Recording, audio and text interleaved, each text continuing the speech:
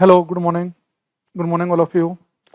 Lalit, Poonam, Ankit, P, Mamta, Dipanjal, Murari, Gulfam, Sandeep, Sagot, नमस्कार. Serena, Sandeep, अभिनव, निशा, सृष्टि, अंकुर, सभी को नमस्कार. और एक बार बता देंगे कि क्या बिल्कुल क्लियर माहौल चल रहा है, क्या आज का रंगारंग कार्यक्रम शुरू कर सकते हैं. मुक्तेश, कन्हैया, नितिन, नाहर, अनुज, अभिलाष, अभिलाष कह रहे हैं, गुलफाम कह रहे हैं यू आर फाइन. हाँ भाई, बिल्कुल ठीक है हम. दीपांजल कैसे कह रहे हैं, कैसे हैं, बढ़िया हैं. अनुभव कह रहे हैं योगी जी जीत गए. भैया योगी जी तो जीत गए, आप अपनी पढ़ाई पे ध्यान दो. हम्म. अभी मैंने एक पोस्ट भी डाला ऐसे ही कि नौकरी विधायकों की लगी है, तुम्हारी नहीं लगी. तुम अपना पढ़ाई पे फोकस करो. कल का दिन था, कल हमने एंजॉय कर लिया उस चीज को. हंसी मजाक अलग चीज है, आज से हम पढ़ाई की बात. ठीक है, चलो. अब देखो, हमने पिछली क्लास में जो बच्चे लगातार मैसेज लिख रहे हैं सभी को, भाई मैं ठीक हूँ, बढ़िया हूँ, और उम्मीद कर रहा हूँ कि आप भी अच्छे होंगे. आज हम क्लास में पढ़ेंगे इंटरफेरेंस और डिफ्रैक्शन. एक तरफ लिखेंगे हम इंटरफेरेंस ऑफ लाइट, एक तरफ लिखेंगे डिफ्रैक्शन. लिखेंगे इंटरफेरेंस ऑफ लाइट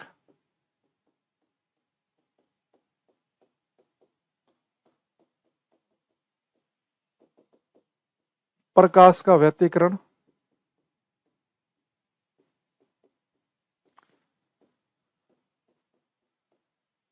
और एक तरफ लिखेंगे मैडम डिफ्रैक्शन ऑफ लाइट.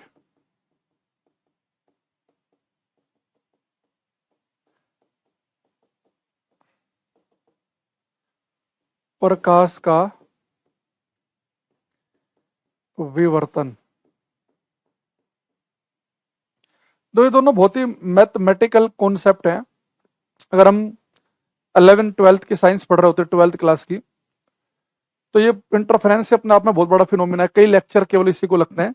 लेकिन कंपटीशन में इससे क्वेश्चन क्या आता है कि जैसे आपको पता है कि पेपर में क्वेश्चन आ जाए कि आकाश नीला क्यों दिखता है. एक सेकंड रुकना, सर इधर लाइट आ रही होगी बोर्ड पे आपके.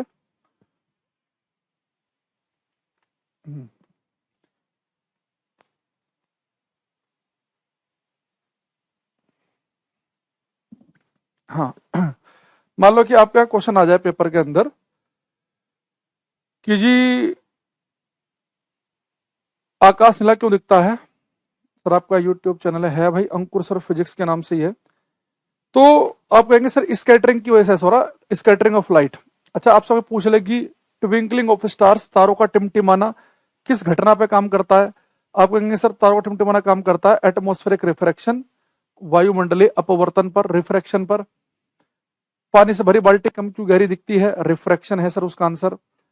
आपसे कोई पूछ ले कि ऑप्टिकल फाइबर किस पे काम करता है, तो आप बोलेंगे कि ऑप्टिकल फाइबर काम करता है, प्रकाशिक तंतु काम करता है TIR, टोटल इंटरनल रिफ्लेक्शन पर. ऐसे ही पेपर में कुछ पेपर में आ जाएगा कि बताओ ये घटना किस पे काम करती है, तो आपको वहां पे इंटरफेरेंस पे टिक लगाना है.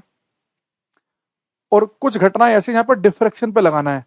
तो मैं आपको एग्जाम्पल लिखवा रहा हूँ, किस किस एग्जाम्पल का आंसर इंटरफेरेंस होगा और किस किस का डिफ्रैक्शन होगा. और फिर एक एक लाइन की इनकी डेफिनेशन भी हम देख लेंगे. पहले हम समझते हैं कि हमें पेपर में इंटरफेरेंस व्यतिकरण हमारा आंसर कब बनेगा. जैसे आकाश नीला क्यों है, समुद्र नीला क्यों है, बादल सफेद क्यों है, उन सब के लिए स्कैटरिंग है, प्रकीर्णन आंसर है. तो इंटरफेरेंस कब होगा. तो सबसे पहले बच्चे, इसमें एक क्वेश्चन अभी आया भी शायद इसमें CDS या NDA में किसी में.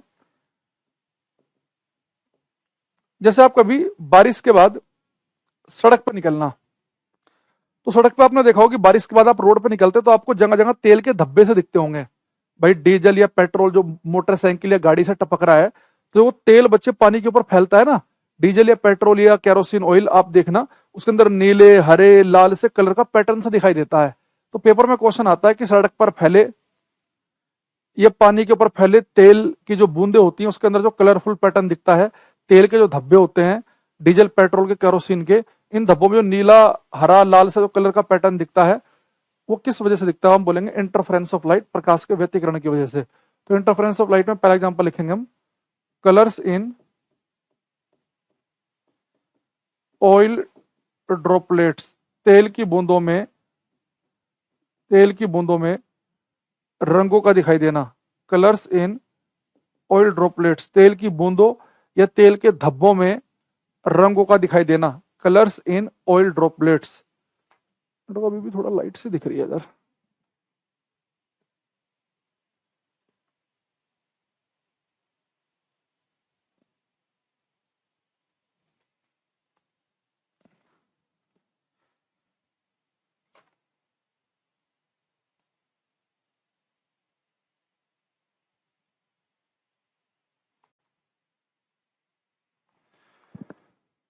अब शायद नहीं आ रही ना, हाँ ओके। सेकंड लिखेंगे बच्चा mission, colours in colours in colours in peacock feathers. मोर के पंखों में रंगों का दिखाई देना, कलर्स इन पीकॉक फेदर्स। मोर के पंखों में रंगों का दिखाई देना, तो तेल के धब्बों में रंगों का दिखना या मोर के पंखों में रंगों का दिखाई देना। थर्ड लिखेंगे,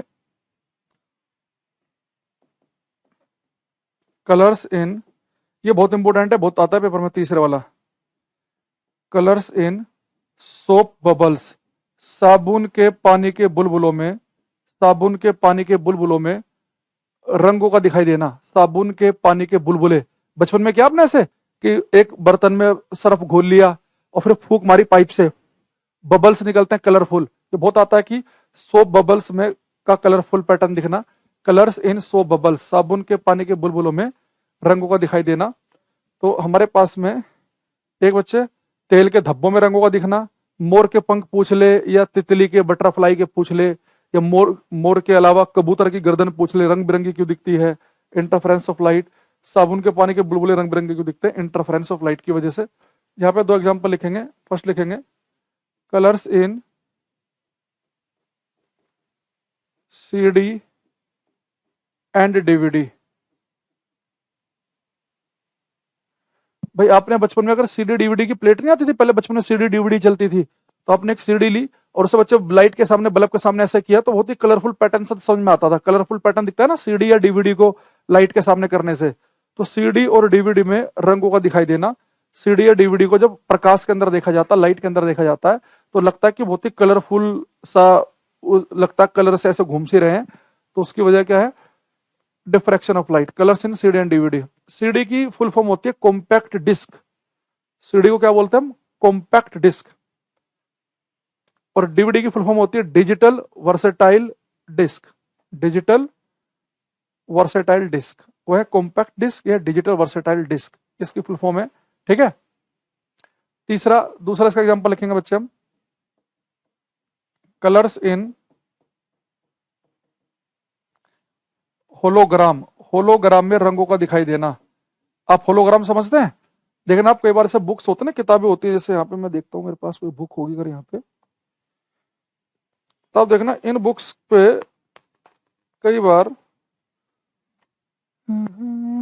लगा नहीं है किसी पे, देखो जैसे आप बुक्स वगैरह पे ना कई बार देखना, ये ना ऐसे स्टिकर से लगे होते हैं, ये स्टिकर टाइप से के, और वो किताब पे लिखा भी होता है, कृपया इस पब्लिकेशन की, इस प्रकाशन की पुस्तक खरीदने से पहले होलोग्राम जरूर देखें। तो किताबों के ऊपर जो स्टिकर से लगा रहता है उसे हम कहते हैं होलोग्राम। या पहले नोकिया के फोन आते थे, उसकी बैटरी पे एक बड़ा सा होलोग्राम लगा होता था। ठीक है।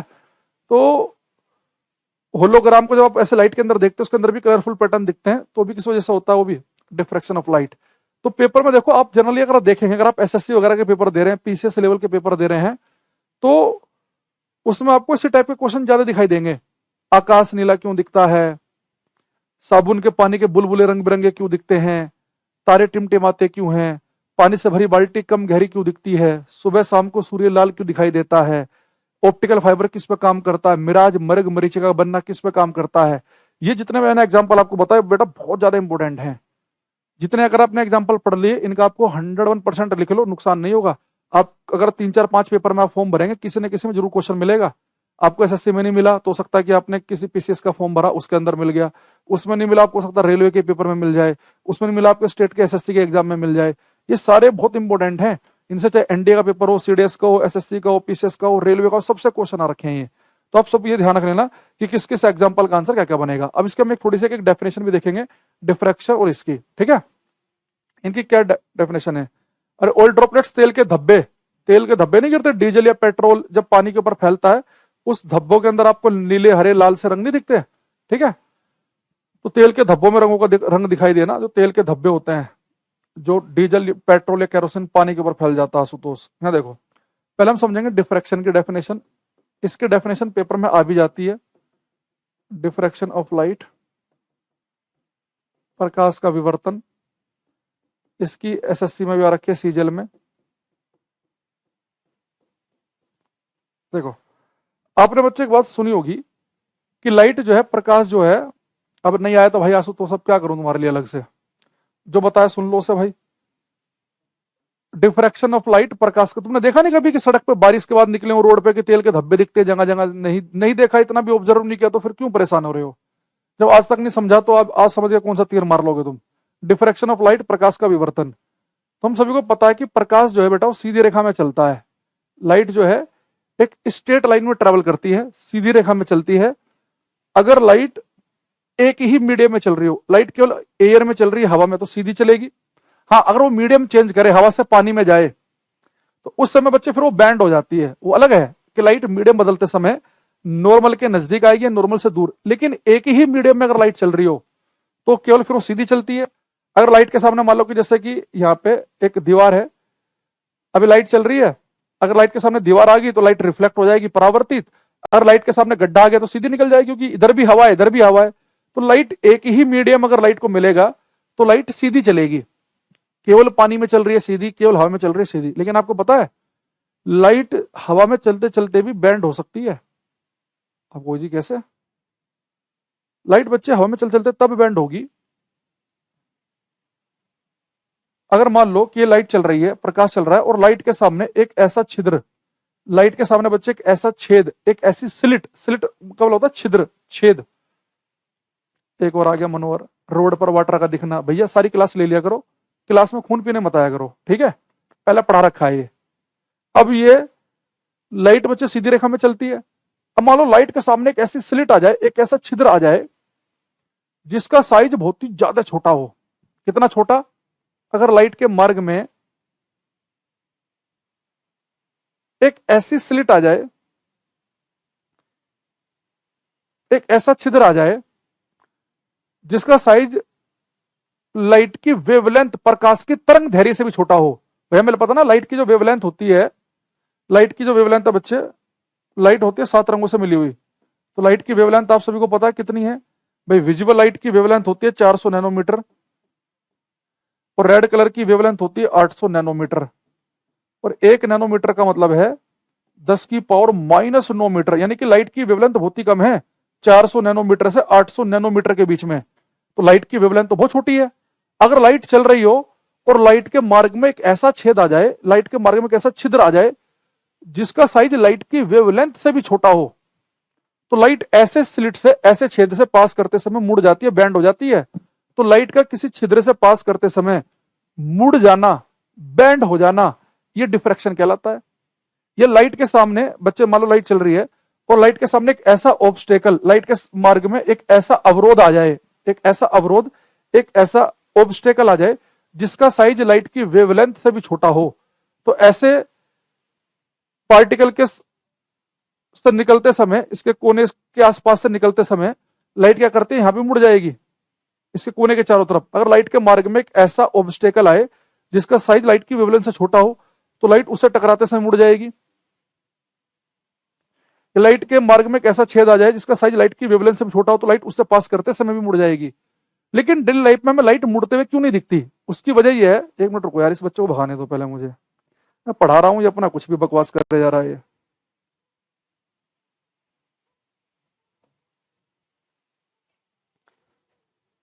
चलो, अब आप कहेंगे सर डेली लाइफ में तो हमें लाइट सीधी चलते हुए दिखती है, डेली लाइफ में हमें लाइट मुड़ते हुए क्यों नहीं दिखती है? आप कहेंगे सर डेली लाइफ में लाइट हमें मुड़ते हुए इसलिए नहीं दिखाई देती क्योंकि डेली लाइफ में जो हमारे आसपास जो ऑब्स्टेकल है, अवरोध है, जो दीवार है, जो कोई सामान रखा हुआ है घर में, या जो छेद है, जो खिड़की वगैरह में जो छेद होता है, जो जो रोशनदान के अंदर जो छेद होते हैं, उन सब का साइज लाइट की वेवलेंथ से बहुत बड़ा है। लाइट की वेवलेंथ तो नैनोमीटर में है, और जो वस्तुएं हमारे घर के आसपास रखी हैं वो सेंटीमीटर में, मीटर में, फिट में, वो तो बड़ी बड़ी हैं। तो लाइट उनसे गुजरते समय नहीं मुड़ेगी। तो लाइट बच्चे हमें डेली लाइफ में मुड़ते हुए क्यों नहीं दिखती? क्योंकि लाइट आपको मुड़ते हुए तभी दिख सकती है जब हम लाइट के मार्ग में एक ऐसा छिद्र आए, एक ऐसा छेद आए कि जिसका साइज लाइट की वेवलेंथ से भी छोटा हो, तो लाइट उससे पास करते हुए मुड़ेगी। पर डे लाइफ में अगर मान लो आपके घर में फर्श है और ये दरवाजा है, तो दरवाजे और फर्श के बीच में जो आपको जगह दिख रही है ना, ये सेंटीमीटरों में है या मिलीमीटर में है, तो ये जगह ज्यादा बड़ी है, तो लाइट ऐसे सीधी निकल जाएगी, मुड़ेगी नहीं। तो पेपर में एक बार तो यही क्वेश्चन आ गया कि लाइट हमें सीधी रेखा में चलते हुए क्यों प्रतीत होती है? लाइट हमें सीधी रेखा में चलते हुए इसलिए प्रतीत होती है क्योंकि लाइट की वेवलेंथ बहुत छोटी है। लाइट को मोड़ना है तो लाइट की वेवलेंथ से भी छोटे साइज का कोई छेद होना चाहिए, तब लाइट मुड़ेगी। समझ रहे बात को कि लाइट आपको सीधी रेखा में चलती हुई क्यों दिखती है? क्योंकि डेली लाइफ में हमारे आसपास ऐसे ऑब्स्टेकल, ऐसे अवरोध है ही नहीं कि जिनका साइज लाइट की वेवलेंथ से छोटा हो, तो लाइट हमें मुड़ती हुई दिख जाती। तो पता, लाइट अगर मुड़ा करती ना तो बड़ी दिक्कत हो जाती, फिर प्राइवेसी भंग हो जाती। जैसे मान लो आप इस कमरे में हैं और एक व्यक्ति बाहर खड़ा है और आप कमरे के अंदर हैं, तो बाहर वाला व्यक्ति आपको क्यों नहीं देख पाता? कोई चीज देखने के लिए लाइट उस व्यक्ति के ऊपर टकराकर आपकी आंख तक पहुंचनी चाहिए। और अभी दिक्कत क्या है, मान लो इस व्यक्ति के ऊपर जो भी लाइट टकराएगी वो दीवार पे टकरा के रिफ्लेक्ट हो जाएगी, दीवार पे टकरा कर ही।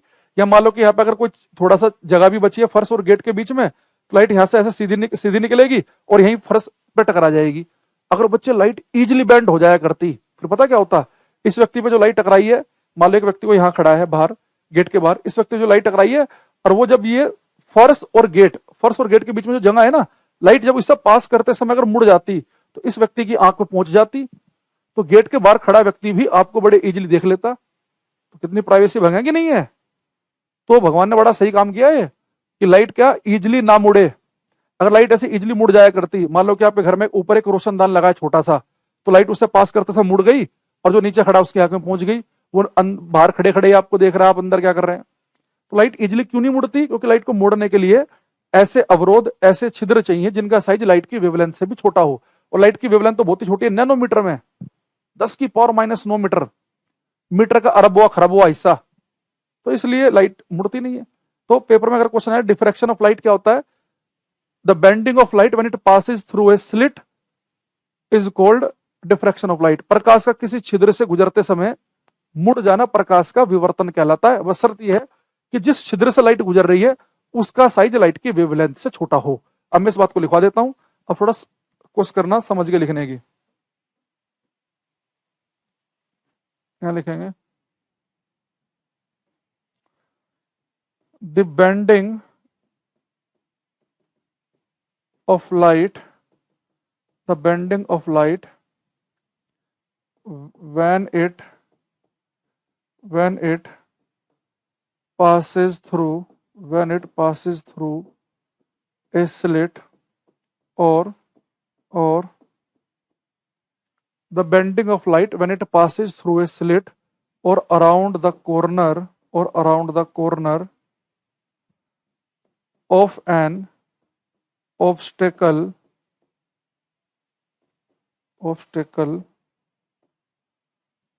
is called diffraction of light, is called diffraction of light। Hindi में लिखेंगे, प्रकाश का किसी छिद्र से गुजरते समय, प्रकाश का किसी छिद्र से गुजरते समय, अरे कन्हैया भाई तू कुछ बेवकूफ है क्या? पढ़ ले इसे, जो पढ़ाया जा रहा है अभी, जो बता रहा हूं उसे नहीं समझ में आया वो तेरे, जो नहीं बताया उसके पीछे पढ़ा जा रहा है।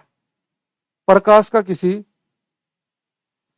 छिद्र से गुजरते समय या अवरोध के कोने के चारों तरफ मुड़ जाना, प्रकाश का किसी छिद्र से गुजरते समय या अवरोध के कोने के चारों तरफ मुड़ जाना, या अवरोध के कोने के चारों तरफ मुड़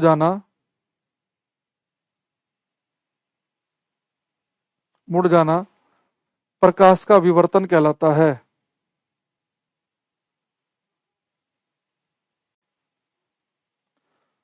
प्रकाश का किसी, छिद्र से गुजरते समय या कोने के चारों तरफ मुड़ जाना प्रकाश का विवर्तन। तो पेपर में बहुत आता है कि लाइट का बैंड होना किसी छिद्र से पास करते समय क्या कहलाएगा, डिफ्रैक्शन कहलाएगा। ठीक है। अच्छा एक चीज और ध्यान रखना, लाइट का किसी छेद से पास करते समय, किसी स्लिट से पास करते समय मुड़ना तो डिफ्रैक्शन है, लेकिन लाइट का मीडियम माध्यम बदलते समय मुड़ना वो रिफ्रैक्शन अपवर्तन था। कि लाइट हवा से पानी में गई या पानी से हवा में गई, तो मीडियम चेंज करते समय मुड़ना वो विवर्तन नहीं कहलाता, वो रिफ्रैक्शन अपवर्तन कहलाता है। तो दोनों में समझ रहा, मीडियम की अगर बात हुई, मीडियम चेंज करते समय मुड़ना, नॉर्मल के नजदीक आना है, नॉर्मल से दूर जाना, वो है रिफ्रैक्शन अपवर्तन। लेकिन किसी छेद से पास करते समय मुड़ जाना वो है विवर्तन। और इसमें शर्त क्या है कि उस स्लिट का जो साइज है या जिस अवरोध के आसपास से लाइट गुजर रही है उसका साइज लाइट की वेवलेंथ से छोटा होना चाहिए। अगर बड़े साइज का होगा अवरोध तो लाइट उस पर टकरा के रिफ्लेक्ट हो जाएगी, साइज बड़ा होगा छेद का तो उससे सीधे सीधे निकल जाएगी। ठीक है। सृष्टि लिख रही है सर 7300 बुक एसएससी जीएस में जो अभी तक आपने पढ़ाया है उन सभी से क्वेश्चन मेंशन्ड हैं। चलो बढ़िया, तो लिखो यहां पे एक चीज लिखेंगे, for diffraction of light, for diffraction of light the size of obstacle, the size of slit or obstacle should be smaller than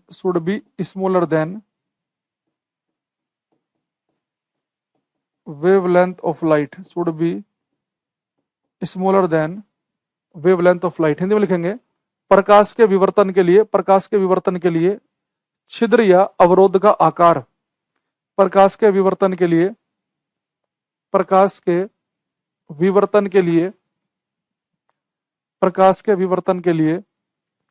छिद्र या अवरोध का आकार प्रकाश की तरंग दैर्घ्य से छोटा होना चाहिए। प्रकाश के विवर्तन के लिए छिद्र या अवरोध का आकार प्रकाश के विवर्तन के लिए छिद्र या अवरोध का आकार प्रकाश की तरंग दैर्घ्य से छोटा होना चाहिए। ठीक है। अच्छा अभी हम इंटरफेरेंस की डेफिनेशन भी समझेंगे, उससे पहले मैं चाहता हूं कि आप एक क्वेश्चन करें। अब ये कौन से वाले इसमें है, देखते शायद वन में हो।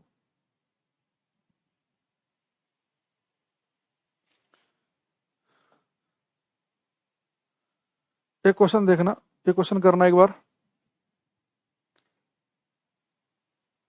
ये बड़ा प्यारा क्वेश्चन लगा मुझे, पेपर में आया। अब आप इसे कर लेंगे, आप इसकी फील ले चुके हैं क्वेश्चन की।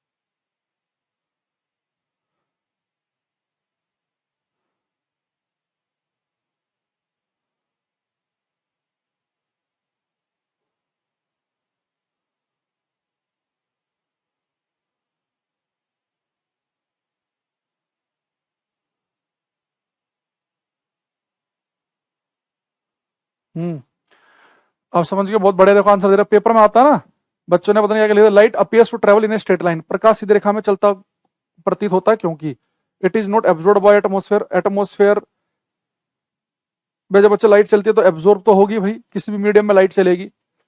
दूसरा it is reflected by the upper part of the atmosphere, light तो हमारे एटमोस्फेयर में आती है, रिफ्लेक्ट कहां हो रही है, it's wavelength is very small. Yes, light की वेवलेंथ बहुत छोटी है, तो इसलिए लाइट आपको सीधी रेखा में चलती हुई दिखती है, क्योंकि लाइट की वेवलेंथ बहुत छोटी है। अगर लाइट को मुड़ना है तो उससे भी छोटे साइज का ऑब्स्टेकल सामने आना चाहिए, उससे भी छोटे साइज का छिद्र स्लिट सामने आनी चाहिए, तब मुड़ेगी वो।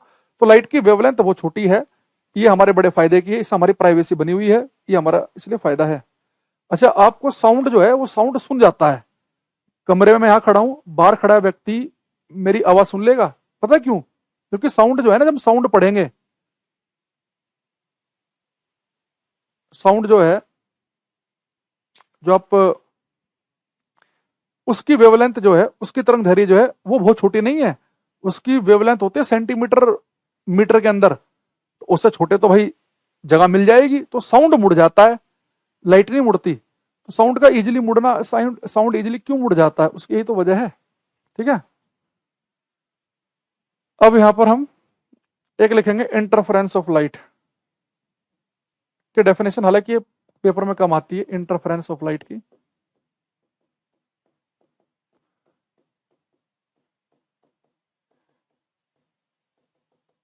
प्रकाश का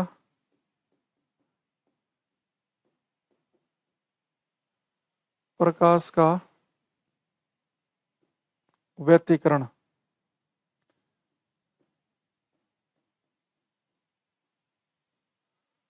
देखो प्रकाश का जो व्यतिकरण क्या है, इंटरफेरेंस क्या है, आपने सुना होगा इंटरफेयर करना, किसी दूसरे के मामले में टांग अड़ाना। तो सब बच्चे मान लो कि आपने यहाँ पर एक बल्ब जलाया, उससे एक लाइट, एक मिनट रुको, पहले मैं एक बारी से कैमरे का स्विच ऑन कर देता हूँ, कहीं बंद हो जाए।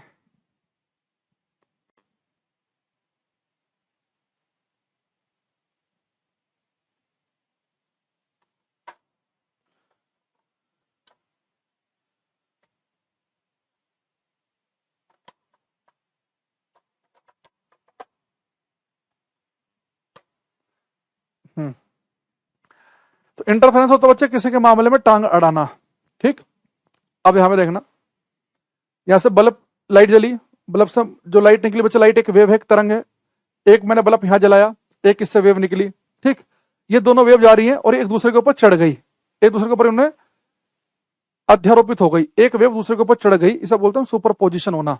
ठीक है, तो दो वेव का एक दूसरे के ऊपर चढ़ जाना, वो दोनों वेव सेम डायरेक्शन में भी एक दूसरे के ऊपर चढ़ सकती हैं, अपोजिट में भी हो सकती हैं। तो दो तरंगों का एक दूसरे के ऊपर अध्यारोपित हो जाना, इसे बच्चे बोलते हैं इंटरफेरेंस ऑफ लाइट। बस शर्त है कि दोनों वेव सेम फ्रीक्वेंसी की, समान आवृत्ति की हो। आप इसे एक वेव का दूसरे के ऊपर चढ़ना कुछ ऐसे समझ सकते हैं, जैसे कि मान लो कि आपने तालाब में एक पत्थर फेंका, तो तालाब में एक वेव बन गई, उसके ठीक पीछे आप दूसरा पत्थर तेजी से मारो खींचकर, तो पहली जो वेव बन रही थी, जो दूसरा पत्थर आपने खींच के मारा, उससे भी एक वेव बनेगी। तो पहली वेव बनी, वो जल रही थी, दूसरा पत्थर खींच के मारा, उससे भी एक वेव बनी, दूसरी वाली पूरी स्पीड से आएगी और पहले वाली के ऊपर चढ़ जाएगी, और पानी आपको और ज्यादा ऊपर नीचे हिलता हुआ दिखाई देगा। तो जैसे आप समझ रहे हो, तालाब में पत्थर फेंका, एक वेव बनी, पीछे से एक पत्थर और खींच के मार दिया, तो जो पहले वेव बनी थी उसी के ऊपर दूसरी वेव आके चढ़ गई। ठीक है, इसके अलावा उसके अलावा ये समझो कि आप एक रस्सी लो, रस्सी का एक सिरा दीवार में बांधो, एक सिरे को ऐसे झटका दो, तो रस्सी के अंदर एक वेव बनेगी, ऐसे लहर बनेगी, वो लहर सामने जहां रस्सी बंदी वहां टकरा के वापस आएगी। तो इधर से लगातार आप ऐसे कर रहे हैं, तो इधर से वेव बन रही है, उधर टकरा के इधर वापस आ रही है, तो ये आपस में एक दूसरे के ऊपर चढ़ रही है। तो दो तरह ऐसी लाइट भी यही काम करती है। तो समान आवृत्ति की, सेम फ्रीक्वेंसी की दो प्रकाश तरंगों का सेम या अपोजिट डायरेक्शन में एक दूसरे के ऊपर चढ़ जाना, एक दूसरे के ऊपर अध्यारोपित हो जाना, ये बच्चे हमारा क्या कहलाता है, ये हमारा कहलाता है इंटरफेरेंस ऑफ लाइट। तो लिखेंगे the super position of, the super position of two light waves, the superposition of two light waves of same frequency, the superposition of two light waves of same frequency in same or opposite direction,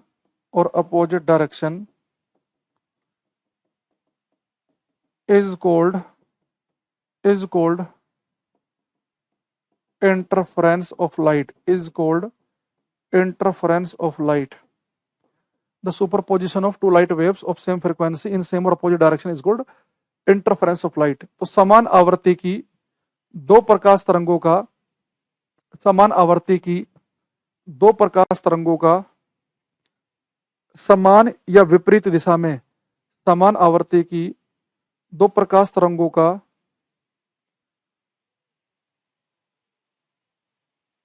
समान आवृत्ति की दो प्रकाश तरंगों का समान या विपरीत दिशा में एक दूसरे पर अध्यारोपित होना, एक दूसरे पर अध्यारोपित होना, एक दूसरे पर अध्यारोपित होना प्रकाश का व्यतिकरण कहलाता है। समान आवर्ती की दो प्रकाश तरंगों का समान या विपरीत दिशा में एक दूसरे पर अध्यारोपित होना, समान आवर्ती की प्रकाश तरंगों का समान या विपरीत दिशा में एक दूसरे पर अध्यारोपित होना प्रकाश का व्यतिकरण कहलाता है। सर बल्ब की लाइट तो फैलती है, हाँ फैलती है, चारों तरफ को फैलती है। अच्छा देखो, इसमें अगर हम 12th की साइंस पढ़ रहे होते हैं ना, 12th वाली, तो इंटरफेरेंस ऑफ लाइट को समझने के लिए हम एक पढ़ते हैं Young's double slit experiment. Interference of light को समझाने के लिए यंग, एक साइंटिस्ट का नाम है, Young's double slit experiment, Young का द्विछिद्र का एक नियम है। यंग ने क्या किया कि एक लाइट ली, एक बल्ब लिया, तो मान लो यहाँ पे बच्चे लाइट है, ये बल्ब है, और सामने उसके एक बोर्ड लगा दिया, एक छेद यहाँ कर दिया, एक यहाँ, तो लाइट तो चारों तरफ को निकलेगी, बल्ब से यहाँ से भी निकल रही, यहाँ से भी निकल रही, तो सेम ही बल्ब की लाइट है, तो दोनों सेम ही फ्रीक्वेंसी की होंगी, सेम ही तो होंगी भाई। मान लो यहाँ से लाइट निकली, जो इस छेद से पास कर रही है और जो इस छेद से पास कर रही है, दोनों सेम ही फ्रीक्वेंसी की होंगी। तो जो इन दोनों से जो लाइट निकल रही है, तो ये दोनों लाइट आपस में कैसे मिलती हैं, सुपर पोजिशन करती हैं, कुछ फ्रिंज बनती हैं, डार्क फ्रिंज, ये वो, तो पूरा मैथमेटिकल कॉन्सेप्ट होता है, फिर उसमें बहुत सारी चीजें आती है, पाथ डिफरेंस, फेज डिफरेंस, ये 12th की फिजिक्स में पढ़ाया जाता है। उसकी आपको आवश्यकता नहीं है, आपको बस इतना ध्यान रखना है कि कुछ फिनोमिना है जिसपे आपको इंटरफेरेंस ऑफ लाइट पर टिक लगा के आना है, क्योंकि आप यहाँ पे कोई ऐसा IIT की तैयारी तो कर नहीं रहे हैं, ठीक, तो इसलिए उन बातों का जिक्र नहीं किया गया। हाँ एक चीज है, अगर पेपर में आ जाए कि यंग का डबल स्लिट एक्सपेरिमेंट किससे रिलेटेड है, वो इंटरफेरेंस ऑफ लाइट से रिलेटेड है, आप ये लिख सकते हैं कि यंग्स डबल स्लिट एक्सपेरिमेंट जो है वो इससे रिलेटेड है। यंग्स डबल स्लिट एक्सपेरिमेंट जो है वो किससे रिलेटेड है, इंटरफेरेंस ऑफ लाइट से। यंग का एक द्विछिद्र प्रयोग, दो छिद्र प्रयोग प्रकाश के व्यतिकरण से संबंधित है, प्रकाश के व्यतिकरण से संबंधित है। यंग का द्विछिद्र का प्रयोग प्रकाश के व्यतिकरण से संबंधित है। हिंदी में मैंने पहले बोला था, समान आवर्ती की दो प्रकाश तरंगों का, समान आवर्ती की दो प्रकाश तरंगों का समान या विपरीत दिशा में, समान या विपरीत दिशा में एक दूसरे पर अध्यारोपित होना, समान या विपरीत दिशा में एक दूसरे पर अध्यारोपित होना प्रकाश का व्यतिकरण कहलाता है। देखो अगर मैं कहीं जगह, चलो एक क्वेश्चन खुल गया तो कर ही दो, अगर मैं कहीं जगह कुछ शॉर्टकट कर रहा हूं तो समझ जाना कि वो हमारे लिए रिलेवेंट नहीं है, जरूरी नहीं है, इसलिए कर रहा हूं मैं, देखिए हमें नौकरी लेनी है, हमें हर सब्जेक्ट की जो रिलेवेंट है चीजें वो पढ़नी है। बहुत सारे बच्चे आपने देखोगे लगातार मेहनत कर रहे 3-3 साल, नौकरी नहीं लग रही, क्योंकि उन्हें पता नहीं कि पढ़ना क्या है। तो जहां पे जो चीज इंपॉर्टेंट है काम की है, उतने से काम चलाना अपने को, ठीक है। यहाँ पे लिखा उसने एक क्वेश्चन, चलो खुल गया, ऐसे कर लो। So bubbles viewed in white light shows colour, the phenomena responsible for test, सफेद रोशनी में दिखने वाले साबुन के बुलबुले रंग दिखाते हैं, इसके पीछे की जिम्मेदार घटना है। यहाँ पे हिंदी में थोड़ा सही नहीं लिख रखा है इन्होंने। स्कैटरिंग को हम बोलते हैं प्रकीर्णन, इंटरफेरेंस को बोलते हैं व्यतिकरण, गूगल ट्रांसलेशन है। डिस्पर्जन को बोलते हैं हम वर्ण विक्षेपण। तो साबुन के पानी के जो बुलबुले रंग बिरंगे दिखाई देते हैं, ये किस घटना पे काम करता है, इंटरफेरेंस व्यतिकरण पर। ऐसे क्वेश्चन आपको नॉर्मली मिलते हैं पेपर में, ठीक है। अच्छा अब यहाँ पे आते हैं चैप्टर के बिल्कुल एंड से मारे हैं। देखो अब मैं आपसे इस चैप्टर के एंड में आने से पहले आपसे 5 क्वेश्चन पूछूंगा, और आप ईमानदारी से बिना पन्ने पलटे कॉपी बंद करके सब बच्चे कमेंट करेंगे 5 आंसर का, और एक ही कमेंट में कोमा लगाकर, अलग अलग नहीं कि एक क्वेश्चन का आंसर टाइप करा तुरंत एंटर मार दिया, नहीं, 5 के आंसर टाइप करके एक साथ। मैं देखना चाहता हूं कितने बच्चों को ये 5 खतरनाक इंपोर्टेंट क्वेश्चन पता है इस चैप्टर के अभी तक के। एक क्वेश्चन मेरा है सबसे पहला, अगर पेपर में क्वेश्चन आ जाए कि भाई ये बताओ,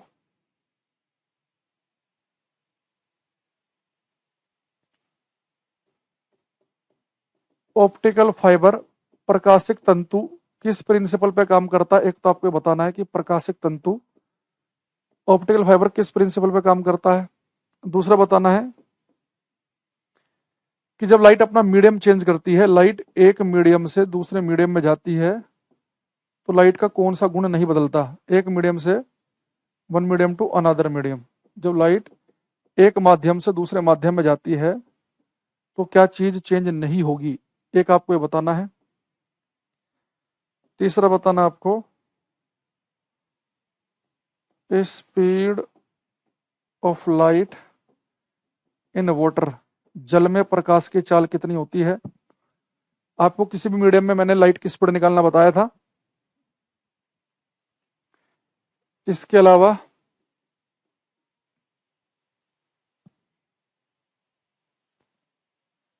तारों का टिमटिमाना किस घटना पे काम करता है? ट्विंकलिंग ऑफ स्टार्स किस घटना पे काम करता है?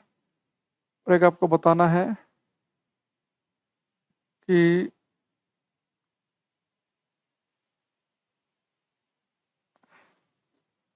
व्हाइट कलर ऑफ क्लाउड्स, इसके पीछे की वजह क्या है? क्लाउड्स आपको सफेद रंग के दिखते हैं, इसके पीछे कौन सी घटना जिम्मेदार है? 5 क्वेश्चन है, दोबारा सुनेंगे। पहला है प्रकाशिक तंतु किस सिद्धांत पर काम करता है? दूसरा बताना प्रकाश एक से दूसरे माध्यम में जाएगा तो क्या नहीं बदलेगा? तीसरा बताना प्रकाश की चाल पानी में। चौथा बताना तारों के टिमटिमाने के पीछे की वजह क्या है? और एक बताना है कि बादल सफेद क्यों दिखते हैं। एक ही कमेंट में कोमा लगा के आंसर लिखेंगे पांचों क्वेश्चन का, तब आगे बढ़ेंगे हम। ये चेक तो किया जाए तुम कुछ पढ़ते हो कि नहीं। एक हमारे पास आंसर आया है दीपांजल। दीपांजल बेटा लाइट की स्पीड पूछी है मैंने, पानी में पानी का रेफ्रेक्टिव इंडेक्स नहीं पूछा।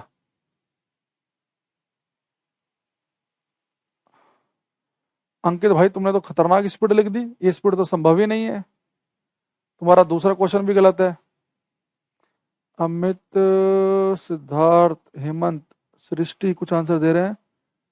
सृष्टि के मुझे लग रहा है शायद सारे आंसर सही हैं। संदीप, अमित देख लिया भाई तुम्हारा, हमने गलत लग रहा है एक तो बिल्कुल ही। ओमकार के भी मुझे ठीक ठीक लग रहे हैं। हम्म। दुर्गेश, महागलत। भाई एक चीज बताओ दुर्गेश भाई, लाइट की स्पीड सबसे ज्यादा होती है वैक्यूम में। लाइट की स्पीड होती है वैक्यूम में कितनी? 3 × 10⁸ इस लाइट की सबसे ज्यादा स्पीड वैक्यूम में है, तो 3 × 10⁸ से ऊपर तो आंसर आ ही नहीं सकता। कोई बच्चा 4 × 10⁸ लिख रहा है, तो 12 × 10⁸ लिख रहा है। बेटा लाइट सबसे तेज वैक्यूम में चलती है, वैक्यूम की के मामले की अपेक्षा हर मीडियम में लाइट की स्पीड कम आएगी। सनी लिख रहे हैं कुछ, देखो ऑप्टिकल फाइबर प्रकाशिक तंतु किस प्रिंसिपल पे काम करता है? आपको मैंने पढ़ा रखा है, टोटल इंटरनल रिफ्लेक्शन, पूर्ण आंतरिक परावर्तन पे। पूर्ण आंतरिक परावर्तन पे काम करता है ये। तो पहले क्वेश्चन का आंसर है TIR। लाइट एक से दूसरे मीडियम में जाएगी तो क्या नहीं बदलेगा? एक लड़के ने वेवलेंथ लिख दिया। अरे भाई कलर और फ्रीक्वेंसी नहीं बदलते। जब लाइट एक से दूसरे मीडियम में जाएगी तो रंग और आवृत्ति नहीं बदलेंगे, कलर और फ्रीक्वेंसी। लाइट की स्पीड वाटर में, मैंने कहा था किसी भी मीडियम में लाइट की स्पीड बतानी हो तो क्या करते हैं? लाइट की स्पीड जो वैक्यूम में है उसे डिवाइड कर देंगे रेफ्रेक्टिव इंडेक्स से। तो आपको लाइट की स्पीड बतानी है वाटर में, तो वाटर के रेफ्रेक्टिव इंडेक्स से डिवाइड कर दो। तो लाइट की स्पीड वैक्यूम में होती है C, उस वैल्यू होती है 3 × 10⁸ और वाटर का रेफ्रेक्टिव इंडेक्स है 4/3, 3 पहुंच जाएगा ऊपर, तो 9/4 करेंगे तो आएगा आंसर 2.25। और मैंने कहा था इसे याद कर लेना, लाइट की स्पीड वाटर में कितनी है, इसे डायरेक्ट याद कर लो, 2.25 × 10⁸। जो बच्चे 4-12 लिख रहे हो तो बिल्कुल बेवकूफ है, उन्हें लॉजिक भी नहीं पता कि वैक्यूम में लाइट की स्पीड सबसे ज्यादा होती है 3 × 10⁸, तो 3 × 10⁸ से बड़ा तो आंसर आ ही नहीं सकता किसी भी कीमत पर। 2.25 × 10⁸, ये फॉर्मूला कैसे क्या है सारी बातें बता रखी है, बार बार रिपीट नहीं करूंगा। तारों का टिमटिमाना किस पे काम करता है? एटमॉस्फेरिक रिफ्रैक्शन, वायुमंडलीय अपवर्तन, एटमॉस्फेरिक रिफ्रैक्शन पे। व्हाइट कलर ऑफ क्लाउड्स, बादलों का सफेद दिखना, इसके लिए जिम्मेदार है मी स्कैटरिंग, मी प्रकीर्णन। आकाश नीला के लिए रेले स्कैटरिंग, बादल सफेद के लिए मी स्कैटरिंग। अगर आपने जो मैंने यहाँ पे बताया है अगर यही की है, कितने बच्चों के सही है पांचों आंसर? पहले का है TIR, दूसरे का है कलर फ्रीक्वेंसी, वेवलेंथ नहीं, स्पीड नहीं, कलर फ्रीक्वेंसी। तीसरे का 2.25 × 10⁸, इसका है वायुमंडलीय अपवर्तन, और इसका है मी प्रकीर्णन। कितने बच्चों ने सारे सही किए हैं? बहुत सारे बच्चे इस क्वेश्चन का जो आंसर है वो लिख रहे हैं 1.33। अरे भाई अगर मैं आपसे पूछता कि वाटर का रेफ्रेक्टिव इंडेक्स बताओ तो होता है 4/3 यानी कि 1.33। मैंने आपसे वाटर का रेफ्रेक्टिव इंडेक्स नहीं पूछा, वाटर में लाइट की स्पीड पूछी है। पता नहीं 1.33 क्यों लिख रहे हो। नवनीत कह रहे मेरा नाम नहीं लिया है, लाइव है सर। ओके भाई नवनीत। ओमकार कह रहे हैं सारे सही हैं। दीपांजल, राहुल के 3 सही हैं। मोहित कह रहे हैं सारे सही। सुमन कुमार जी 4 सही कर रहे हैं। सृष्टि कह रहे मैंने सारे करेक्ट किए, बहुत बढ़िया। एक इनका और एक मोहित, बहुत सुंदर। ओमकार जी भी।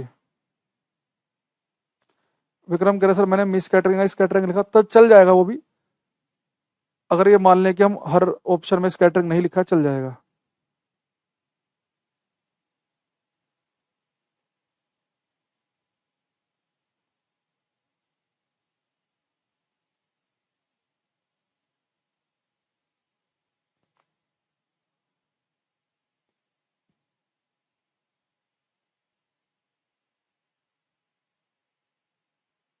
ठीक है, एक कह रहा जी दो ही सही है, एक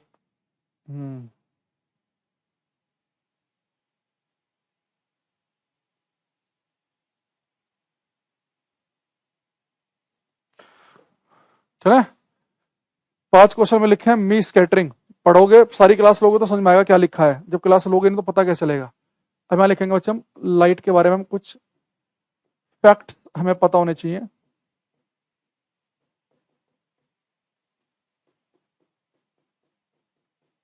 सबसे पहले क्वेश्चन आता है कि लाइट जो है इसका नेचर कैसा है, प्रकाश की प्रकृति कैसी है। यानी कि नेचर का मतलब यह है कि लाइट कैसे बिहेव करती है। लाइट का नेचर वेव नेचर है कि पार्टिकल। लाइट ऐसे बिहेव करती है कि जैसे एक वेव चल रही हो, या लाइट ऐसे बिहेव करती है जब लाइट भाग रही होती है कि जैसे पार्टिकल्स भाग रहे हो, कण भाग रहे हो। तो लाइट का नेचर क्या है। 5वें का हिंदी है मी प्रकीर्णन। भाई कुमार, जब तुम सारी क्लास नहीं लेते ना, लाइव क्लास में मत आया करो, पहले पीछे क्लास देख लिया करो। पूरा आप समझा रखा है, वो एक पिछली क्लास 1 घंटा समझाया वही।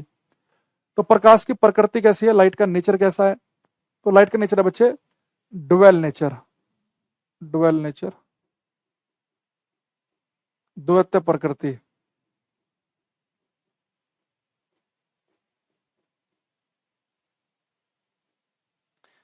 तो लाइट का नेचर है डुअल नेचर, द्वैत प्रकृति।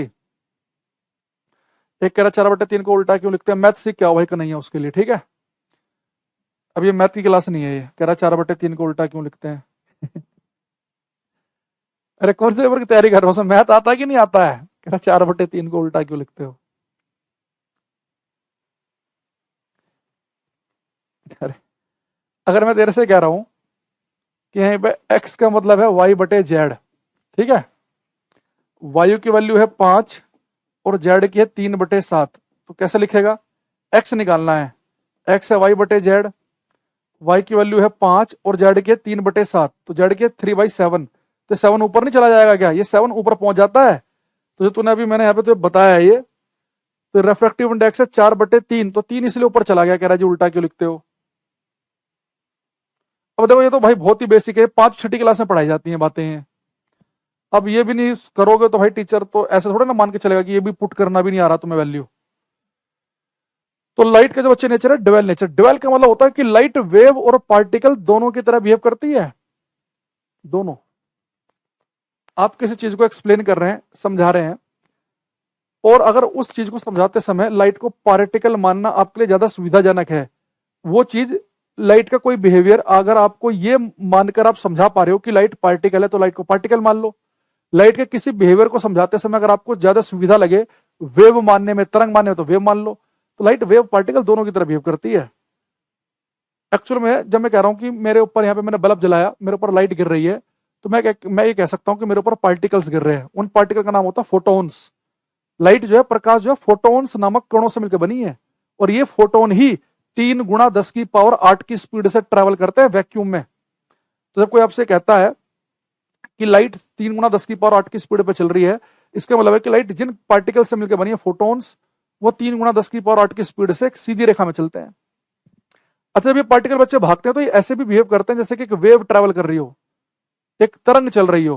यानी कि लाइट का वेव का हो, पार्टिकल का हो, आपकी मर्जी है। तो शुरू में तो बड़ा घमासान हुआ इस मामले में। पहले लोग लाइट को वेव मान के चलते थे कि लाइट एक वेव की तरह बिहेव करती है, तरंग की तरह। तो ये बहुत सारे फिनोमिने लाइट को वेव मानकर एक्सप्लेन किए गए। बाद में कुछ साइंटिस्ट आए, उन्होंने कहा जी लाइट तो पार्टिकल है। अब इनमें लड़ाई हो गई, वो वेव वाले कह रहे वेव है, पार्टिकल वाले पार्टिकल है। फिर एक साइंटिस्ट आए डी ब्रोगली, उसका सही प्रोनाउंसिएशन है उसकी डी ब्रोए, हिंदी में डी ब्रोगली लिखा जाता है। तो डी ब्रोगली साहब ने कहा बेटा लाइट को वेव पार्टिकल जैसा मन करे वैसे कर लो।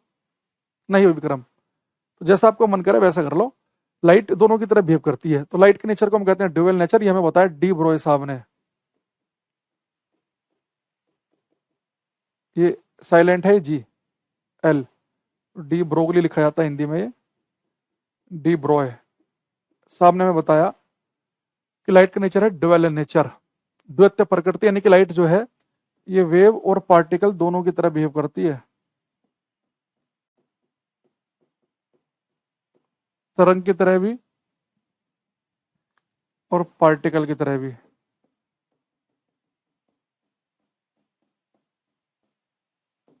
ठीक, अब देखो, पहले तो यहां तक ही क्वेश्चन आता था कि लाइट का नेचर कैसा है, ड्यूअल नेचर लिखा मिलेगा, यही लिखा मिलेगा कि लाइट का नेचर कैसा है, वेव पार्टिकल दोनों, तो बच्चे बोलते थे दोनों। आजकल क्वेश्चन ही आने लगे हैं कि अगर हम लाइट को वेव मान ले तो लाइट को वेव मानकर कौन कौन से लाइट के फिनोमिना आप एक्सप्लेन कर सकते हैं, लाइट की कौन कौन सी प्रॉपर्टी आप एक्सप्लेन कर सकते हैं। तो बच्चे लाइट को आप वेव मानकर एक्सप्लेन कर सकते हैं। इंटरफ्रेंस, भाई इंटरफ्रेंस हमने लाइट को वेव तो माना था कि एक लाइट की वेव इधर से आ रही है, एक सामने से आ रही है, या दोनों एक ही डायरेक्शन में आ रही है, तो दो लाइट की वेव एक दूसरे के ऊपर चढ़ गई। इंटरफ्रेंस, व्यतिकरण, डिफ्रैक्शन, विवर्तन, एक पोलराइजेशन, ये हम पढ़ेंगे, एक वेव वाला चैप्टर पढ़ाऊंगा उसके बाद। ध्रुवीकरण, तो लाइट को वेव मानकर आप तीन बातें एक्सप्लेन कर सकते हैं, इंटरफ्रेंस, डिफ्रैक्शन और पोलराइजेशन। अगर हम लाइट को अच्छे पार्टिकल मान लें तो हम यहाँ पे से हम एक्सप्लेन कर सकते हैं फोटो इलेक्ट्रिक इफेक्ट। ये फोटो इलेक्ट्रिक इफेक्ट जो है, प्रकाश वैद्युत प्रभाव जो है,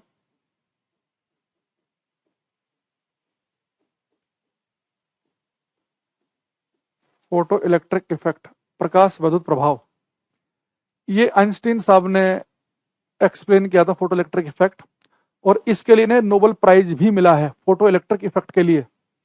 बहुत सारे बच्चे गलत करके आते हैं, बहुत बार क्वेश्चन आया 2017-18 के आसपास ये कि आइंस्टीन को नोबेल प्राइज किस थ्योरी के लिए मिला। बच्चों ने टिक लगा दिया स्पेशल थ्योरी ऑफ रिलेटिविटी, सापेक्षता के सिद्धांत के लिए। वो आइंस्टीन की बड़ी फेमस थ्योरी है, स्पेशल थ्योरी ऑफ रिलेटिविटी, सापेक्षता का सिद्धांत, पर उसके लिए नोबेल प्राइज नहीं मिला। नोबेल प्राइज मिला है फोटो इलेक्ट्रिक इफेक्ट के लिए। आप चाहो तो इसे अलग से यहाँ पे मैं लिख देता हूँ, इसे लिख भी लेना। आइंस्टीन जो है बच्चे वो कौन है, Nobel prize winner, Nobel prize winner for photoelectric effect. Einstein को भौतिकी का नोबेल पुरस्कार, आइंस्टीन को भौतिकी का नोबेल पुरस्कार प्रकाश वैद्युत प्रभाव के लिए मिला है। आइंस्टीन को भौतिकी का नोबेल पुरस्कार प्रकाश वैद्युत प्रभाव के लिए मिला है।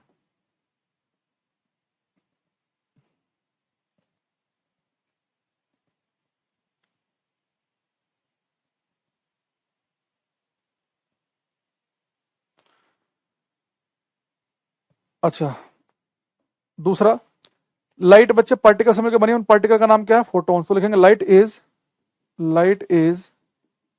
Made up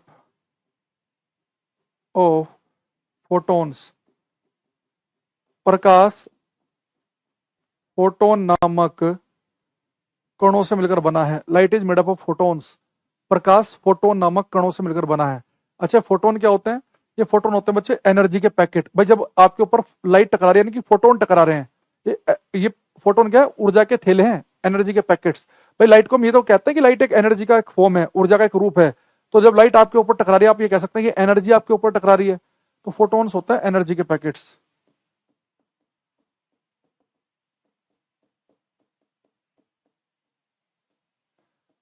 packets of energy, ऊर्जा के थैले, ऊर्जा के थैले, पैकेट्स ऑफ एनर्जी। तो लाइट जो है वो ऊर्जा के थैले हैं, पैकेट्स ऑफ एनर्जी। अच्छा, दूसरी चीज, ये जो बच्चे फोटो इलेक्ट्रिक इफेक्ट है, अगर आप इसके बारे में थोड़ा सा समझना चाहो, देखो आइंस्टीन साहब ने हमारे से कहा कि अगर आप एक मेटल की प्लेट ले ले, मेटल की प्लेट, कोई धातु की आपने एक चादर ले ली मेटल की, और उसके ऊपर आप अच्छी खासी फ्रीक्वेंसी की रेडिएशन डालें। हम एक चैप्टर पढ़ेंगे इलेक्ट्रोमैग्नेटिक रेडिएशन, वैद्युत चुंबकीय विकिरण, ठीक है। तो इलेक्ट्रोमैग्नेटिक रेडिएशन में आपको पढ़ाऊंगा कि इलेक्ट्रोमैग्नेटिक रेडिएशन में लाइट भी आती है, रेडियो वेव भी आती है, एक्सरे भी आती है, गामा भी आती है, अल्ट्रावायलेट पराबैंगनी किरणें भी आती हैं। तो मान लो कि आपने एक मेटल प्लेट पर अच्छी खासी फ्रीक्वेंसी की, यानी कि अच्छी खासी एनर्जी की रेडिएशन डाली, जैसे आप अल्ट्रावायलेट रेज ले लो, उनकी भी अच्छी खासी एनर्जी होती है। तो किसी मेटल प्लेट पर जब आप एक सुटेबल फ्रीक्वेंसी की कोई रेडिएशन डालते हैं, तो रेडिएशन जैसे बच्चे उसके ऊपर आके टकराएगी, रेडिएशन यानी कि एनर्जी आके टकरा रही है। तो किसी मेटल प्लेट के ऊपर जब अच्छी खासी एनर्जी या अच्छी खासी आवृत्ति फ्रीक्वेंसी की रेडिएशन हम डालते हैं, तो उस मेटल प्लेट से इलेक्ट्रॉन्स बाहर निकलने लगते हैं। तो किसी मेटल प्लेट से इलेक्ट्रॉन्स का बाहर निकलना, जब उसके ऊपर एनर्जी डाली जाए, उसे बोलते हैं फोटो इलेक्ट्रिक इफेक्ट। यानी कि आपने फोटो डाला, यानी कि प्रकाश डाला, फोटो अच्छी खासी एनर्जी वाला, और इलेक्ट्रॉन निकलने लगे। इलेक्ट्रॉन का भागना कहलाता है करंट बनना। जब इलेक्ट्रॉन भागते हैं तो करंट बनती है, यानी इलेक्ट्रिक इफेक्ट पैदा होंगे। तो यानी कि आपने प्रकाश डालकर आपने इलेक्ट्रिक इफेक्ट, वैद्युत प्रभाव देख लिए, तो इसलिए हम कहते हैं फोटो इलेक्ट्रिक इफेक्ट। तो फोटो इलेक्ट्रिक इफेक्ट क्या है?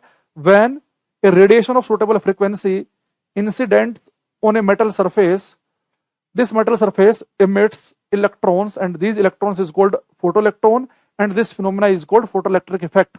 जब किसी धातु की चादर पर एक अच्छी खासी आवृत्ति की विकिरण डाली जाती हैं, तो वो धातु की चादर इलेक्ट्रॉन अपने अंदर से निकालने लगती है। इन इलेक्ट्रॉनों को फोटो इलेक्ट्रॉन कहते हैं और इस घटना को प्रकाश वैद्युत प्रभाव कहते हैं। नहीं, जब आपने फोटो लाइट प्रकाश डालकर इलेक्ट्रॉन प्राप्त कर लिए, इलेक्ट्रिसिटी का प्रभाव प्राप्त कर लिया, वो हमारा हो गया फोटो इलेक्ट्रिक इफेक्ट। ये आइंस्टीन ने एक थ्योरी दी थी और उसमें आइंस्टीन ने ये माना था कि जो लाइट उसके ऊपर जाके टकरा रही है मेटल प्लेट के ऊपर, वो एक्चुअल में एनर्जी के पैकेट्स टकरा रहे हैं। तो इलेक्ट्रॉन क्या कर रहे हैं? उन एनर्जी के पैकेट्स को एब्जॉर्ब कर रहे हैं और उस एनर्जी को एब्जॉर्ब करके बाहर निकल रहे हैं। तो आप चाहो तो ये पूरा जो मैंने आपको बोला है पूरा पूरा आप लिख भी सकते हैं, फोटो इलेक्ट्रिक इफेक्ट की पूरी डेफिनेशन। ये बिहार एसआई में एक बार आ रखा है इसकी ये डेफिनेशन, फोटो इलेक्ट्रिक इफेक्ट, प्रकाश वैद्युत प्रभाव, प्रकाश वैद्युत प्रभाव लिखेंगे। when a radiation of suitable frequency, when a radiation of suitable frequency is incident on a metal surface, comma, this metal surface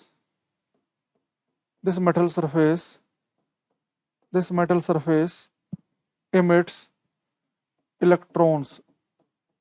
This metal surface emits electrons, comma, these electrons are called photoelectrons,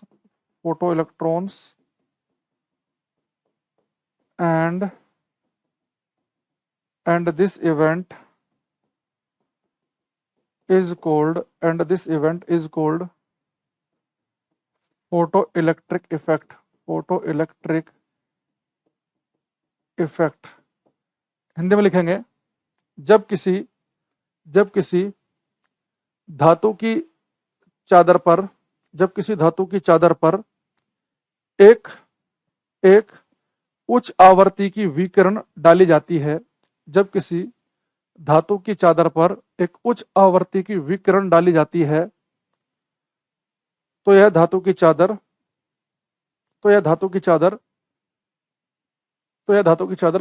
electron उत्सर्जित करती है। जब किसी धातु की चादर पर उच्च आवृत्ति की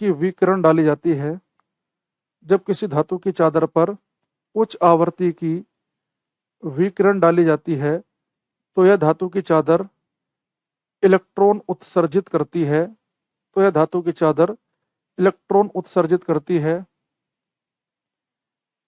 करती है। ये इलेक्ट्रॉन फोटोइलेक्ट्रॉन तथा यह घटना प्रकाश वैद्युत प्रभाव कहलाती है। ये इलेक्ट्रॉन फोटोइलेक्ट्रॉन तथा यह घटना प्रकाश वैद्युत प्रभाव कहलाती है। तो बिहार एसआई में क्वेश्चन ये आया था कि जब किसी मेटल की सरफेस पर सुटेबल फ्रीक्वेंसी उच्च आवृत्ति की रेडिएशन डलती है और वो चादर इलेक्ट्रॉन निकालने लगती है, तो इस घटना को कहते क्या है? तो इलेक्ट्रॉन का निकल जाना जब एक अच्छी खासी एनर्जी की रेडिएशन डले, ये प्रकाश वैद्युत प्रभाव कहलाता है। तो उसे ध्यान रखना एक बार, ठीक है। दूसरी चीज, आइंस्टीन को नोबेल प्राइज भी इस फोटो इलेक्ट्रिक इफेक्ट की घटना के लिए ही दिया गया है, ठीक है। फोटोन क्या है? एनर्जी के पैकेट हैं, और लाइट का नेचर ड्वेल नेचर है, हमें किसने बताया? डी ब्रोगली साहब ने। अच्छा, दूसरी चीज, ये जो बच्चे फोटोन भागते हैं, ये फोटोन है तो पार्टिकल, एनर्जी के थैले, और ये भागते हुए ऐसे बिहेव करते हैं जैसे कि एक वेव हो।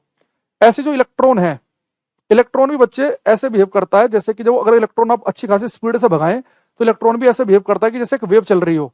तो इलेक्ट्रॉन का नेचर भी ड्वेल नेचर है। तो यूपी के लोअर पीसेस में क्वेश्चन आया था कि इलेक्ट्रॉन का नेचर ड्वेल नेचर है, ये बात किस एक्सपेरिमेंट से प्रूफ की गई थी? तो उसके लिए एक एक्सपेरिमेंट किया था, दो साइंटिस्ट थे, डेविसन एंड जर्मर। तो डेविसन जर्मर प्रयोग से ये बात सिद्ध हुई थी। तो दो लाइन हम और लिखेंगे, यहाँ पे लिखेंगे, electron also has, electron also has dual nature, electron also has dual nature. This was explained by, this was explained by Davison Germer experiment. This was explained by Davison Germer experiment. Hindi में लिखेंगे, electron की प्रकृति भी द्वैत प्रकृति है, electron की प्रकृति भी द्वैत प्रकृति है, इलेक्ट्रॉन की प्रकृति भी द्वैत प्रकृति है। यह बात डेविसन जर्मर प्रयोग से सिद्ध हुई थी, यह बात डेविसन जर्मर प्रयोग से सिद्ध हुई थी। इलेक्ट्रॉन की प्रकृति भी द्वैत प्रकृति है, यह बात डेविसन जर्मर प्रयोग से सिद्ध हुई थी। नोबेल प्राइज कब दिया गया? शायद 1921 में दिया गया था। आप एक बार इसे वेरीफाई कर लेना गूगल से। जहां तक मुझे याद आ रहा है नोबेल प्राइज मिला है 1921 में, 1921 में। अच्छा, फिजिक्स का पहला नोबेल प्राइज किसी इंडियन को मिला, हुआ है सीवी रमन, चंद्रशेखर वेंकट रमन। तो इंडियन जो फर्स्ट है जिन्हें फिजिक्स का नोबेल प्राइज मिला हुआ है सीवी रमन साहब। चंद्रशेखर वेंकट रमन को मिला है फर्स्ट इंडियन फिजिसिस्ट, पहले भौतिकविद हैं ये। हालांकि पहला नोबेल प्राइज किस भारतीय को मिला? रविंद्रनाथ टैगोर को। लेकिन रविंद्रनाथ टैगोर को जो मिला है वो मिला है लिटरेचर के लिए, उनकी एक बुक थी गीतांजलि, उसके लिए मिला है, ठीक है। तो पहले भारतीय अगर पूछेगा, पहले भारतीय जिन्हें नोबेल प्राइज मिला वो तो रविंद्रनाथ टैगोर हैं, लेकिन पहले भौतिकविद, पहले फिजिसिस्ट, वो पहला भारतीय सब फिजिक्स के क्षेत्र में मिला, तो वो है सीवी रमन। इन्हें मिला था 1930 में। इनकी एक थ्योरी थी रमन इफेक्ट, रमन प्रभाव के लिए। ये हमारे पास एमएससी में थी, रमन इफेक्ट, रमन प्रभाव। रेडिएशन थ्योरी करके हमारे पास एक चैप्टर था उसके लिए। तो तुम समझ रहे हो, पहले भारतीय जिसे नोबेल प्राइज मिला वो तो रविन्द्रनाथ टैगोर है, लिख लेना साइड में, पहले भारतीय रविन्द्रनाथ टैगोर हैं। लेकिन पहले भारतीय जिन्हें भौतिकी के क्षेत्र में मिला, जिन्हें फिजिक्स के क्षेत्र में मिला, वो सीवी रमन है, चंद्रशेखर वेंकट रमन। 1930 में मिला है इन्हें, ठीक है। आई बात समझ में? इलेक्ट्रॉन की प्रकृति भी द्वैत प्रकृति है। एक बच्चा कह रहा दोबारा बोल दो, इलेक्ट्रॉन की प्रकृति भी द्वैत प्रकृति है, ड्वेल यानी कि द्वैत प्रकृति है। यह बात डेविसन जर्मर प्रयोग से सिद्ध हुई थी, यह बात डेविसन जर्मर प्रयोग से सिद्ध हुई थी, ठीक है।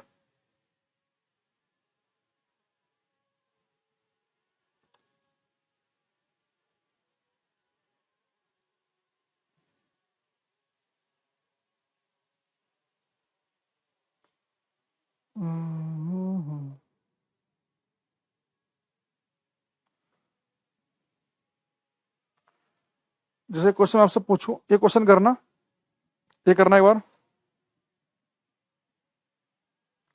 रमन इफेक्ट के लिए मिला था, रमन प्रभाव के लिए।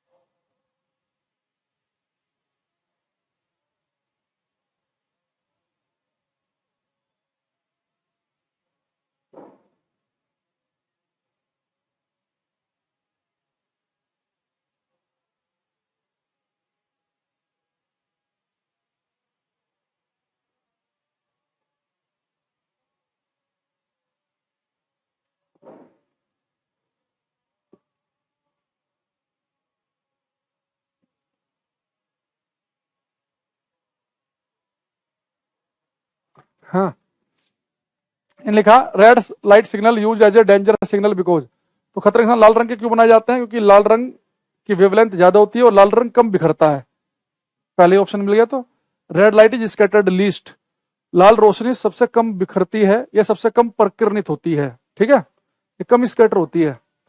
ए मिराज अकर्स, मिराज क्यों बनता है? Reflection by hot ground, total reflection. तो आपको पता है कि मिराज के लिए हमारा आंसर क्या होता है? Total inter reflection. अगर ये दोनों एक ही ऑप्शन में होते, टोटल इंटर रिफ्लेक्शन और रिफ्रैक्शन, प्रकाश का अपवर्तन, तो बेस्ट आंसर क्या होता? अगर ये दोनों एक ही ऑप्शन में होते, बताया था ना कि मिराज वाले क्वेश्चन के लिए अगर ये दोनों एक ही ऑप्शन में दिखेंगे तो बेस्ट आंसर होगा। दोनों एक ऑप्शन में ना होकर अलग अलग ऑप्शन में होंगे तो फिर आप TIR पे टिक लगा देंगे। ये तो अलग न्यूमेरिकल है, साइंस में करते हैं हम। Which of the following is unaffected in the event of refraction, तो रिफ्रैक्शन में क्या चीज अनअफेक्टेड रहती है, क्या चीज नहीं बदलती? तो आपको पता फ्रीक्वेंसी और कलर ये नहीं बदलते हैं, तो इसके लिए आंसर है 27। Which of the following source gives the best monochromatic light, तो ये क्वेश्चन मुझे बताना था इसलिए मैंने खोला था। बेस्ट मोनोक्रोमेटिक लाइट होती है बच्चे, मोनो वाला होता है एक वर्णी, यानी जिसमें केवल मोनोक्रोमेटिक लाइट, जिसमें केवल एक ही वेवलेंथ वाली लाइट हो, केवल लाल लाल या केवल नीली नीली, तो बेस्ट मोनोक्रोमेटिक लाइट का एग्जांपल होता है हमारे पास लेजर लाइट। जैसे आप लेजर का बटन दबाते हैं ना, उससे मोनोक्रोमेटिक लाइट निकलती है, या केवल लाल या केवल हरी। ये 2-3 क्वेश्चन तो कराए अंकित, तो समझाने के लिए सारी बातें करा रखी है, इसकी जरूरत नहीं है PDF की तुम्हें। तो बेस्ट मोनोक्रोमेटिक लाइट का सोर्स होता है लेजर। बल्ब वगैरह ये सब तो मिक्सचर निकालते हैं लाइट का ना, व्हाइट रंग की लाइट होती है इनकी। तो चलो आज के लिए इतना ही रखते हैं, बाकी नेक्स्ट क्लास में देखेंगे। Thank you, bye bye, take care everybody, मिलते हैं नेक्स्ट क्लास में, ठीक है, बाय एवरीवन, थैंक यू।